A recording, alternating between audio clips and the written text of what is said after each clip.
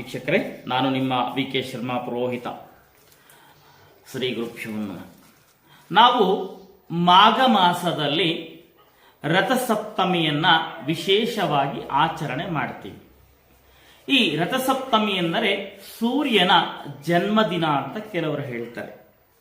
ಕೆಲವರು ಸೂರ್ಯನು ರಥವನ್ನ ಪಥಚಲನೆ ಅಂದ್ರೆ ಬೇರೆ ದಿಕ್ಕಿಗೆ ಬದಲಾಯಿಸುವ ದಿನ ಅಂತ ಕೆಲವರು ಹೇಳ್ತಾರೆ. ಈ ದಿನದಂದು ವೈವಸ್ವತ ಮನ್ವಂತರ ಆರಂಭವಾಯಿತೆಂದು ಕೆಲವರು ಹೇಳ್ತಾರೆ. ಈ ದಿನದಲ್ಲಿ ಪ್ರಾತಃ ಕಾಲದಲ್ಲಿದ್ದು ಮಾಘಸ್ನಾನವನ್ನ ಮಾಡಿದರೆ ಉತ್ತಮ ಫಲ. ಅದರ ಜೊತೆಗೆ ಈ ಬಿಳಿ ಎಕ್ಕದ 7 ಎಲೆಗಳನ್ನ ತಲೆಯ ಮೇಲೆ, ಭುಜಗಳ ಮೇಲೆ, ಪಾದಗಳ ಮೇಲೆ, ಮೊಣಕಾಲು ಮೇಲೆ ಇಟ್ಕೊಂಡು ಸ್ನಾನವನ್ನು ಮಾಡಿದರೆ ಉತ್ತಮ ಫಲ ಲಭಿಸಲಿದೆ. ವೀಕ್ಷಕರೇ,